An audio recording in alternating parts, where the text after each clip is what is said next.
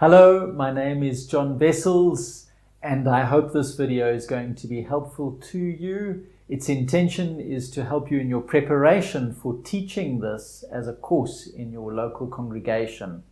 I'm delighted that you're going to be using the material in this way. You are in the teaching ministry, probably as a preacher, a minister, a priest, a pastor, and based on that experience, you are going to be using this guidebook to run a course in your church. They're probably going to listen to you and then break up into small groups to discuss what you have taught them.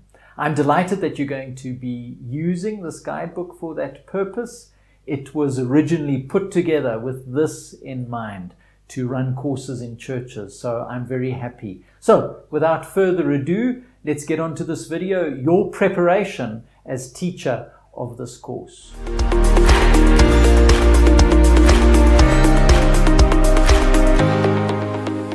I have always loved endurance running, Comrades and Two Oceans and endurance trail running.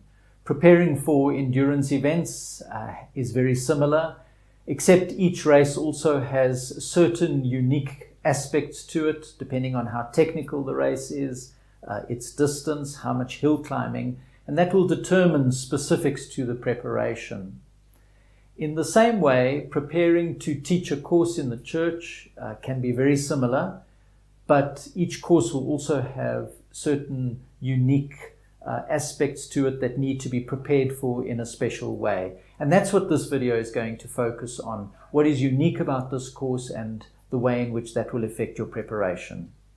Let's talk about your early preparation. You need to do a very detailed reading of the guidebook quite long before you start teaching the event. This would be at least in the month or two, at the very least, before the course starts.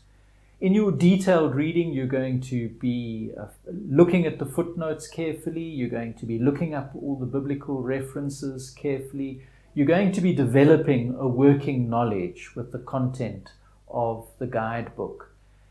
You're going to be paying particular attention to the journey and all that's involved in the journey. You're going to be paying particular attention to the themes that flow throughout the guidebook.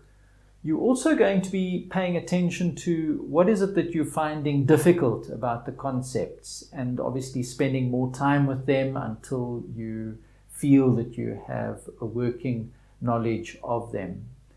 You also will want to pay attention to perspectives that might be very different from your own, and you would need to become familiar with that and negotiate, as it were, within yourself with those different perspectives.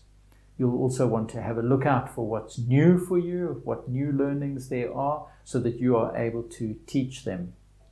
So essentially, this is going to help you to be equipped so that when you're teaching the course, you're going to be able to answer difficult questions from the floor, on the spot. The worthwhile preparation would have been put in, and you're able to do that. Let's talk about your specific preparation for each week, each lesson that you're going to be teaching. You'll be doing one chapter at a time. The book as a whole is a Foundations in Christian Discipleship, so a lot has been packed into it. A lot has been packed into each chapter. You're not going to be able to teach everything that's in each chapter. So part of your specific lesson preparation is going to be to decide what to include in your teaching and what to exclude. Very importantly also, you're going to be deciding how you are teaching the material. In other words, what are the stories you're going to be teaching? What is the illustrative material? What are the ways in which you're going to make the material come alive so that it is transformative and captivating? I want to say that this is something really special, this moment between a teacher and his or her congregation. Treasure it. You're using your love of the people and your knowledge of the people to lead them into a deeper relationship with Jesus. In your preparation as teacher of this course, you need to be very aware that this is an endurance event. It's going to take you anything between 17 and 21 weeks to do this journey. That's a long time. People struggle to keep the discipline, keep the interest alive. And so part of your preparation has got to be to try and think, how can I keep people engaged throughout this journey? And so you will come up with some ideas, perhaps think about sharing in a meal together.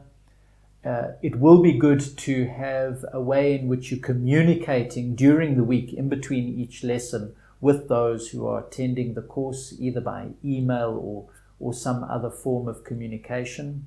Your small group facilitators, those that lead the small groups after your teaching, it's going to be important for them to follow up with members who miss during the week, so that's an important part of this as well.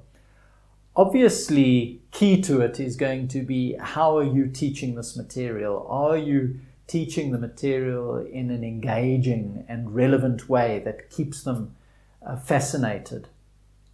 I want to remind you also that church growth research shows that taking the congregation on a long journey is actually a very helpful and important part of getting your congregation out of a rut.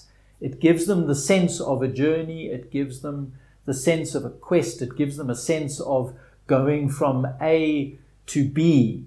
And so don't be put off by the fact that this is a long journey. Rather see it as something that's going to aid your congregation.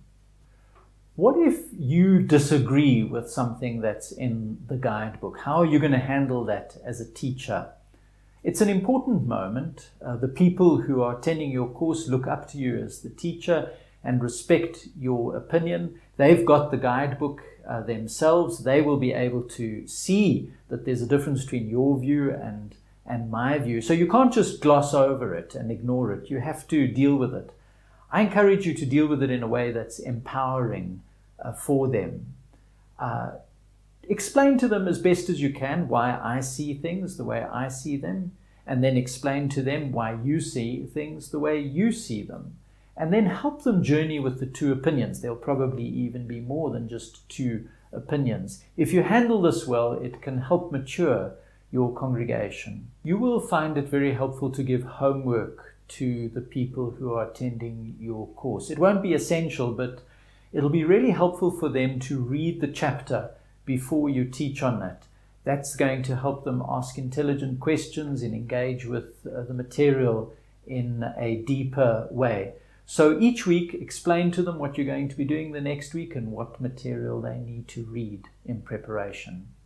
Think about the ongoing place of this course in the life of your congregation. The commission Jesus gives us to make disciples is something that's an ongoing project for a congregation. And so it can't just be done in 1 year, and this is useful material for that purpose. So I would suggest that you actually use this material once a year, that you run a course once a year, Missing Jesus, Finding the Shepherd We Lost. So as you think to the future, who's going to teach the course next year? Will it be you? Will you want somebody else to do it? How can you be training them now while they attend for their running of the course next year? When you are running the course next year, you'll again need to break up into small groups for discussion. Who of those attending this year can be small group facilitators next year? Begin to identify those people. Then you're definitely going to want to pay attention to who in your church, who's in a leadership and a position of influence, who hasn't yet done the course. How are they going to be given opportunities to do the course? So this is your executive leadership. These are your other preachers and teachers, your counselors, your mentors, your confirmation leaders. All of these people, you want them to have appreciated this discipleship material. If you're a church that's doing a church plant, you want to pay attention to how is it that this material can go with the church plant. Lastly, you may want to think about a sermon series that fits with this material and how you want to pass that on to your congregation. Lastly, I'm moved to give a word of encouragement to you if you're not actually a teacher or a leader of a small group but yet have watched this video. Perhaps God's Spirit's prompting you to say there's a ministry for you in the future. So as we come to the end of this video about preparing for teaching this course, I'm reminded that I often found preparing for races as much fun nearly as the races themselves. I hope that you find the preparation really meaningful and richly rewarding, and I also pray that the course itself will be a very special event for you.